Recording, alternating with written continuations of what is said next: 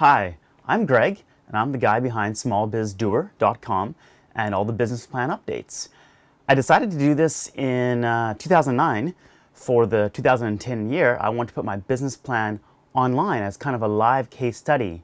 See, I went to Simon Fraser University and got a business degree, and one thing we never studied is small business. We all studied big businesses, multi-billion-dollar companies, million-dollar companies. You're making huge decisions, things that you don't really touch when you're first starting out a business, starting from the ground up. So that's what I wanted to do, is to put it out there online, out to the world, a real life view of a small business from scratch. So here you go.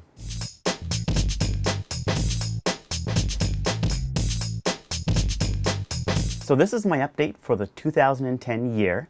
My profits were 19% higher than I had budgeted, so I'm pretty happy about that.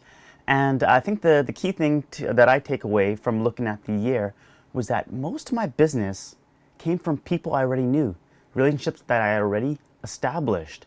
If I looked at my marketing, maybe that brought in 15% more sales, or 50% of the sales throughout the year.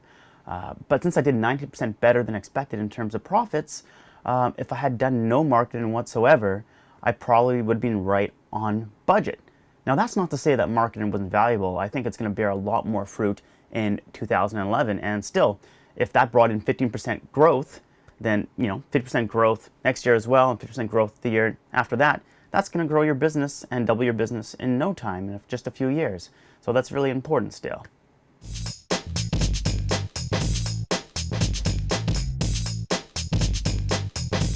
I had a tough time in 2010 answering the question, what do you do? It's that famous 15 or 30-second elevator pitch where you have that chance to explain to somebody what you do and your business.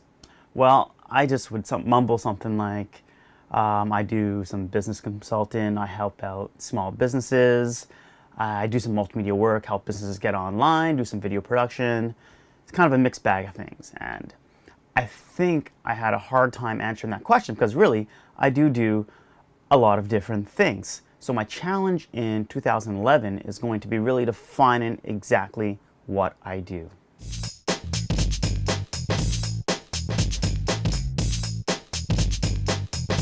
One thing I do know that I want to focus on in 2011 is being a coach or a guide for small businesses. Now, this is not necessarily one-on-one coaching, but instead me putting out my advice, tutorials, and whatnot on smallbusinessdoer.com so that many people can benefit from this type of information. And I also don't want to focus on just regular business learning, business theory. I want to get down to the nitty-gritty of the practical things that you need to do in order to run your business. So for example, if you want to run an e-commerce site, you should have a good URL and accept domain, and you should sell things online, maybe you need to use PayPal. But how do you actually do that? So what I want to do is bring advice down to the step-by-step level. So say you want to go with PayPal, what are the exact things that you got to do in order to set that PayPal account up? What are the exact things you have to do to set up that shopping cart on your website? I want to get down to the specifics of all those little different tasks. So I find there's not that much information out there. So that's what I really want to focus on for that smallbusinessdoer.com site.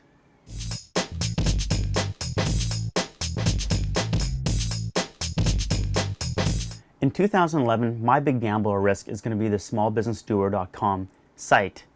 Now, I call it a gamble or risk because I've been in business since I've been around 19 years old. And I've started a few different businesses, and I remember having written my numbers that I want to achieve on a piece of paper.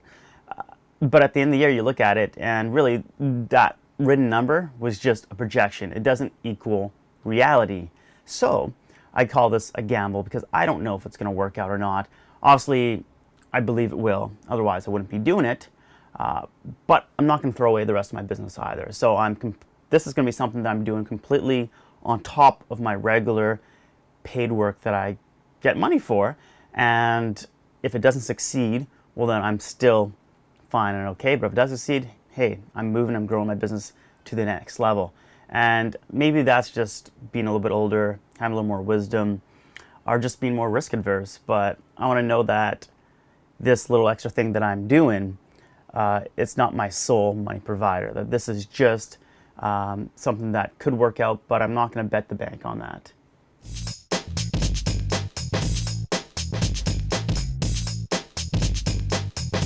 I'm pleased to say that in my business plan for 2010, I did have a contingency plan, and that is if I didn't make a certain minimum number of dollars that I would consider not doing the business, or I would stop the business. But I really surpassed that mark on what minimums I want to achieve, so I'm definitely going ahead for this 2011 year.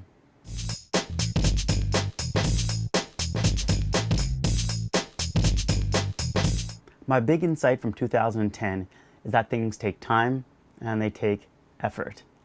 Well, that's not really an insight. I knew that before, but in 2011, I really want to take that to heart. So I'm not going to be waiting for some big opportunity to come and just blow away the business and really, take off from there.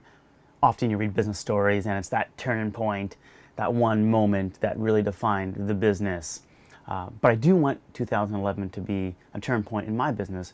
But instead of waiting for that opportunity, I'm going to be prepared and doing all those little things right, so that when those opportunities do come, that I'm really ready to rise to that challenge. So when one opportunity comes, I'm going to take that, and then that's going to lead to another opportunity, which is going to lead to another opportunity. And I have to be ready every single time those opportunities come to take it and go with it and grow the business.